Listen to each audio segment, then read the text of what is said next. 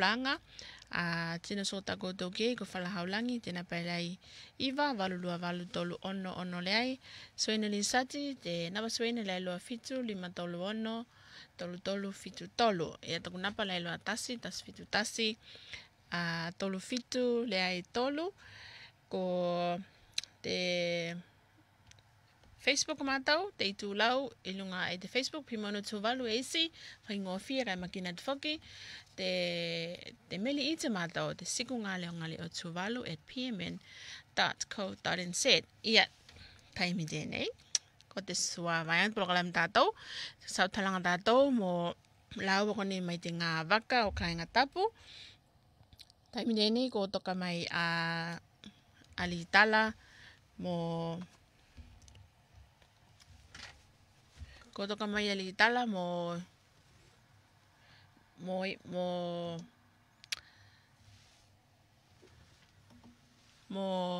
family malet ma fawena fukatea di dalam Somalia ko toka mai lunga ite so milunga genetic sa tala tatou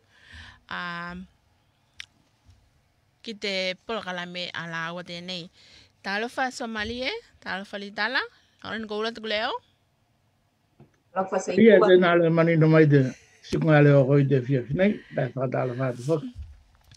Ia whaftai o wale nei, nang patin toko. Ia whaftai whakama mai te lua taimi, te whaftai nei. Ko i tuai tātou ka amata, whai mataka whakaplanga e pati mai lua lima ne, te tāwhanga mātou ni whai definim ta maliki, ta maiki ne sili, te maoni te whailonga, sila tāla, ko Ashlyn, nara pati mai lua lima. Whaftai lasi ia Ashlyn, maoni ko te whailonga, sili tau whakamātou ko whala ke whakailoa tuni e me mau bewhi tau sila tāla. Nāla, polokalami te ngā waka kai ngā tapu. Me nei ko te tolu vai aso tātou, whai tau talaki te polokalami te nei, ne? Whaftai Somalia ko te whakauna mai tu taimi tu whaftai nei, ko pame ko whō mai ki ilungai te sau talanga te nei, kai uiei, te vai taimi nei, whesili ko rinea ko mai, sinili pōti ko nei pelane longolongo atu me uke uke a whakasawanga, i whakasaunoanga, i loto i te community a tātou, ne? Mai se whakasawanga i mea tau tupe, ne? Inga se whaitua tau tupe, i a whinisi whaitu o te mawhau, i a whakapalangi psychological abuse, ne? Ma whaingo loa whakamatala mai family mole minea, vai ngā whakasawanga, i whakasaunoanga, kesi, ia pamelo nau me ke uke a vaenga o te whakasaunoanga, ne? Whaingo loa whakamatala mai a ka family mole. Kana tumatu e tēnā ko litala o. O matala mumo te vaenga o te abuse tēnā i te fia. Io, whaftai loa sei pua. Ka matatu ngau ku whakasoko mai ne sua te tali tātoa toa. E tono e koe wanga whakasauanga i roto i ka inga ne, kai tātou ni ka kilo ki te vai tau tēnei te COVID, ne? E nofo tātou i roto i whare, e ai whoki ni awanoanga o lo pākis te konga. Kai uke a pokotianga ni whakasauanga maua, te rala a wikatu e kawape fua o mea ne, type of abuse ko nei ia. E pokotia i tātou i lunga i te, kone i te whenua tēnei, te mea momo o te physical abuse, ne? A te me tēnei se mea common ki la ne te whakaoko lima, ne? A tō ne ko whae te ki tēne tēnā, te sua abuse tēnā, i whia ka mea whoku ko te emotional abuse, ne? Ia ko nei ko la i staimi tātou a pati e rako ne tātou ki tō whanau so se tino, ne? E whaine tātou, ne? Tātou ke feel low, tātou pāne, o tō self-esteem ki mālaro, tātou mea mena pā mene emotional abuse, ne? Ai pā mo te whisirita ne wau tai financial mo te psychological abuse. E tonu ki tātou ko pokotia ki mea tau sene, ne? Ona ko te vai tau tēnei te COVID, o la vea ki tātou tino ko se ngā lue, o ke kia pokotia ngai ngai ka inga.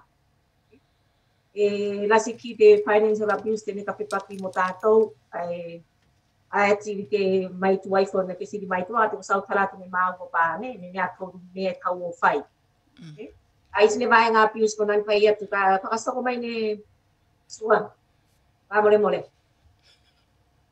Le la whakaftai de vananga de fiafi tēnei. Ka te lako na a te tūlanga o abuse tēnei, mua te mātua tēnā ko litala kai. Whakasoko maali e whātua au kilonga i tako kilonga i lunga i te saijianga o tātou. Bera eilon tātou e te tūwa tātou tūwalu. Te whakamalo singa o te me tēnei whakaingo kilonga i te ola lei i o the well-being o tātou. O te sokotaki ngā lei o tātou mo te environment. O te ala koe i te tai au, ma tēnei koe a te ngali o te moana. Ma tēnei koe a te whātokanga te atua i te sopo ake o te la. Ma tēnei koe i lunga i te sasale o Gino. Se tau i tātou, vausua Gino uma i o whatawhata. Langona ne koe te mawhanawhana o te alo. Kai i te taimine saitia i tātou, ko te mero ko kāmata i konei, a te i jianga o te saijianga, o te sokotaki ngā lei. Te lako kāmata i kona o se mauan tātou o te kātoa toa. O te ola lei mo te nofo lei. Kai mai se loa pe rako saitia tātou, o se mauna koe o kilo, ki runga i o mokopuna, ki au whanau, ki tau taina, ki tau mātua. E mana ko lagi e te loto. Ako saitia tātou i lalo i tūla whani. E kā mata mai loi konei a te abuse mo mua ko te se solonga. O te tangata, ki lunga i mea masani o te olanga. Tēnā ko trika iei ani isi o abuse ko la, whena tia i te mātua tēnā ko litala ko abuse ko la e poko tia iei tātou. Wau koe i te se solonga tēla. Ai ku te lo matua fo i loto i te whale, se langona lo te kapatanga o lima. Bera ko. Ona fua ko te saijianga na. Te la o te tūlanga tēnei, se isi tūlanga tēla e whaingofia. Ona ko tātou lo ne whanau mai, tātou ne whanau mai, i se o langa saolotona, i se o langa talatala noa, i se o langa pikilima whakatas, se o langa sautala. Ona ko tātou ne ola mai ka inga se community. Ako te pokotianga, te saijianga. Tēnei ko mafua katoa lo iei, bera mea konei ne contributing factors i katoa e loa, i lunga i te whakasauanga. Te la ko sayaka vaenga o whakasauanga kona, pera ko kamata o whipatiki i te mātua tēnā ko litala. A tēnā te whanatua aku i te pointi e tasi tēla, se i bua mo te mataupa tātou whaftai.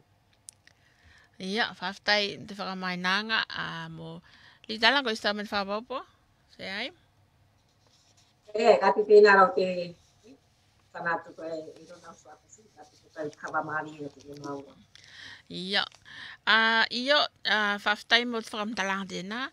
Nala se anei o nala ko whaitu ko nei mo te tūlanga tēnei no whai tātou i te waitaimi nei. Te sai whale mata ne alua pati sosoani ki lunga i tau community ki te mawhai ne latau o whai te sea. Se environment ne, te la e lei ka e se pākia e bela e pui lei e lātou. Ne alua, mata ne alua pati sosoani ki lunga i tau community. Litala, ko mua te kā koe whamole? Aftai sei, kāti te whanatu mai ko nei tātou e pāmo te waua, nei tātou ko mawhau ki nea wala e mawhai tātou pui. Ona ko te ora i tia tēnei toa. O no foi runga i tātou i te COVID ne. Kāti me te tōsoani fua ne tips kua e hawatu te mea tāua kāti tō kāinga ki tāmo whai o whai ne activities ne. Mea kola e involve katoro o tamariki ne. I rotoro i te whare. Mea ko nei tātou e la mi i o me sorry me domino. Pangata whaunga kola e engage o tamariki mua i si mea. Mea e tupu e pēnā tupu mo activities mai tua te whare. Whai e whātoanga.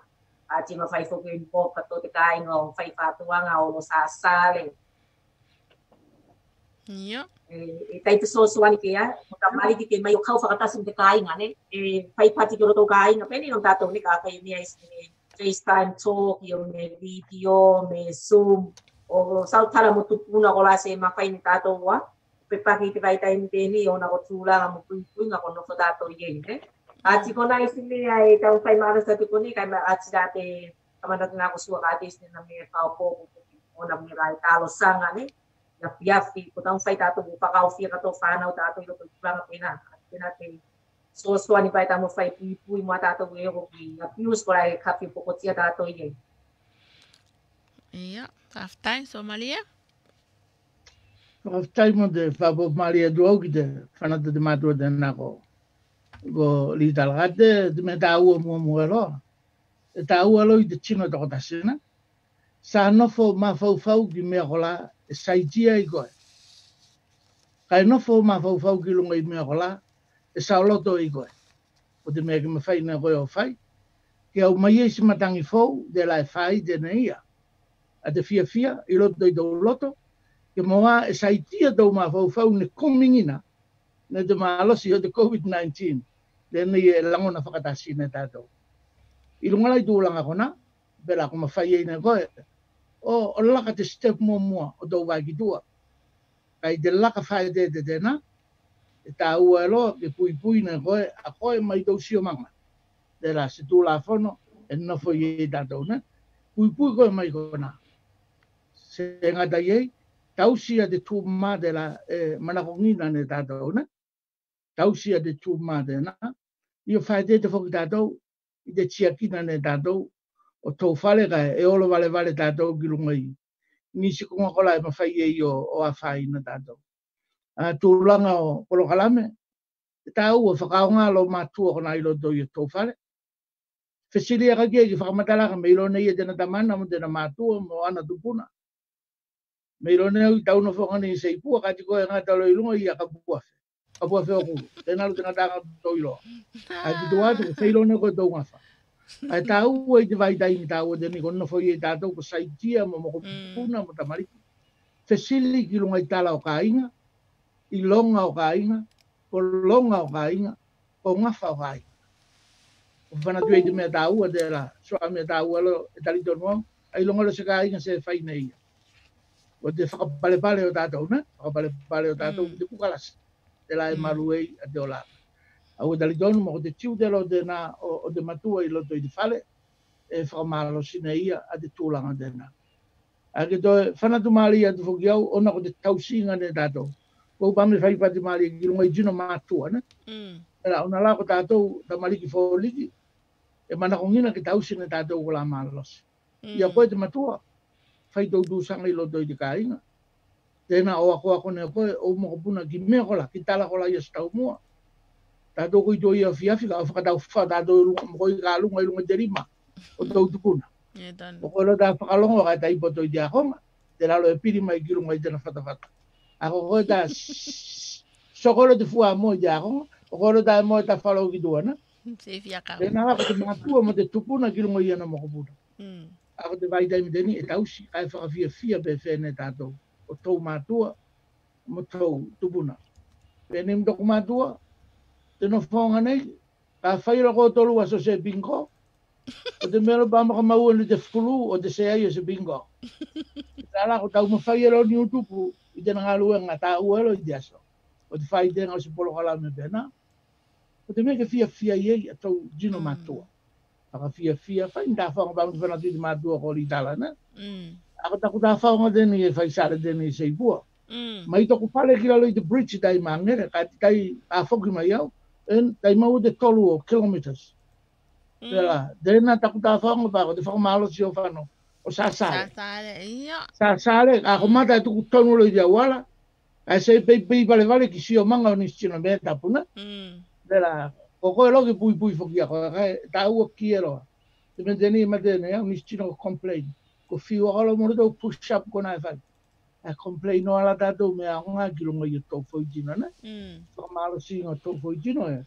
E tā ua ki ero tēnā, ne? Seipua. Ka tēnā te whapopo atu ako ki runga i. I nisi Polo Kalame, nisi tā whaonga, nisi palani a ka whakola. E me whai, ka tala atu e nei tātou ka whano ki runga i te level o lua. Tēlā ki ma whai nei tātou o au whanga ki e. Ka piri whakau pa ki runga i whaitu tau te lotu. Ka te ma tēnā ko lua te mea la sielo tēnei. Complain nei e tino.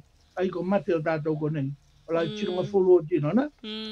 Ai whai la bewhai, tātou ko no whai lalo i pui. E whai mei te tū o tātou, se mea lai mana huina ko tātou ko whakamāwai. Te rako se solonga. Whāno no whuki i tau tino, tangin mau atu koe. Te ako se o ki te lua. Ai e sili atu lo te whakalonga tātou. I lo pui.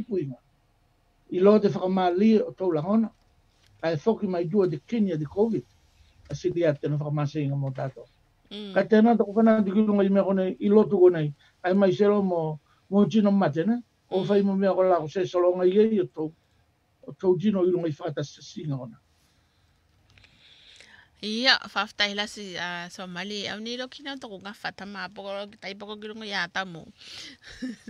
Ia, taku sa whesili, taku toi whesili mongola te whawhinei. Ka whaise tino a whaise tino tau mawhai o whae te sena palani ko ia ke sao ne, iom ko ia ke maua ke se pakia, mai lunga, ma whaia ia tau mawhai o whanokātea mai ia. I whakalawelawe i se wheitu bela ai e nofo ai e whakasaunoa ne tēnā awanga i mo tēnā se i roto i te kāinga. Mai se au whaipati mārosi ki tau awanga ne.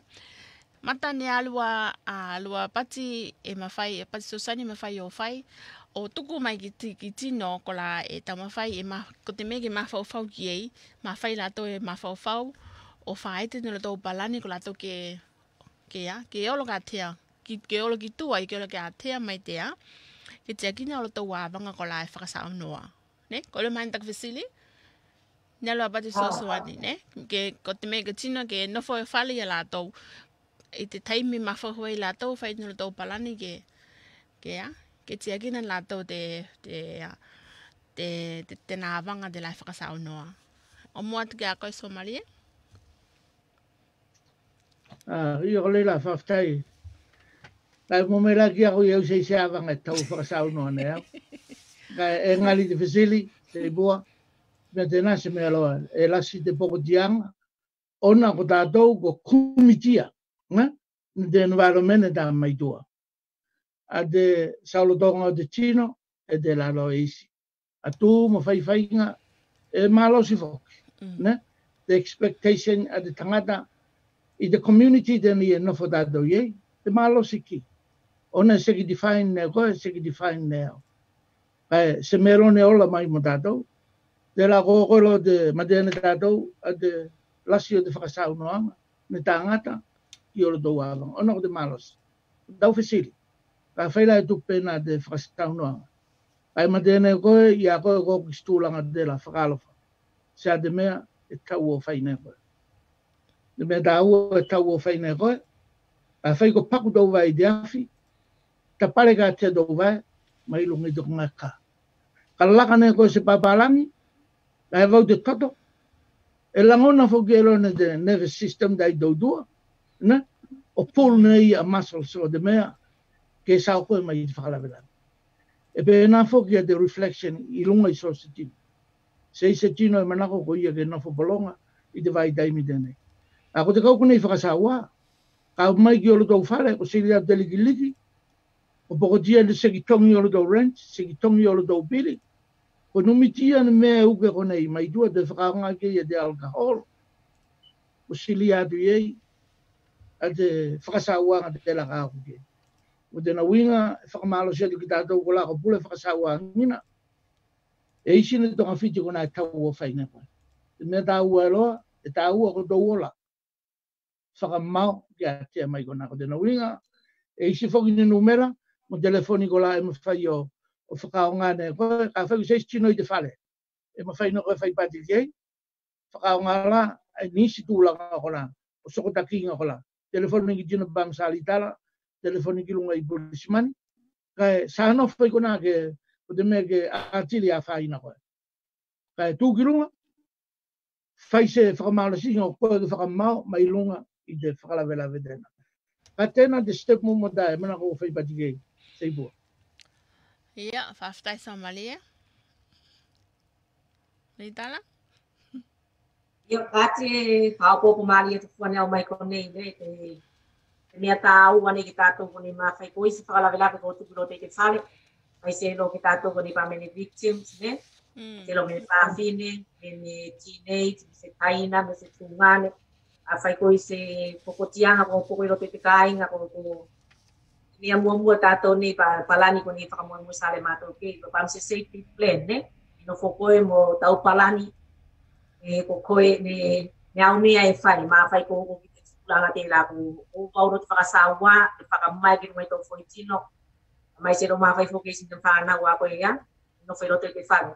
Tala safety plan ko nei ka whai whai sale, te mea tāu o tātou ko nei, a whai koe pokoti, anis whakalawera penis whakasawa, nga ke iro nei koe a mea tāu ka very important document, ne? Tātou passport, driving license, tāu bank card, a mea kone e kauro pa koe o access ki, maka whai koe e whanu ka te mai te whale, e isi ne mea e mawhai ne koe o whanu mo koe, ne? Nā mea tā awa pene i te safety plan, ne? I taimi nono koe i te whale mo ko te potu whea e safe, koe oa, o exit, ne? Me si taimi e kapi o kono ne tino ko la whakasawa ne rātou wa koe, ne? E kapi o block, se kapi ne koe o toki tō te whale. O nā mea e nono mua ke, ne? I o exit koe, ne? Safest koe, exit. Ka pera ka ulo ki te pili me, te ki ngalo, te nalo te telefoni kurisi mani, tasi. Tau whokun tātou whakako ko tō whānau, ke ron nātou telefoni ki runga i napa ko nei, ne?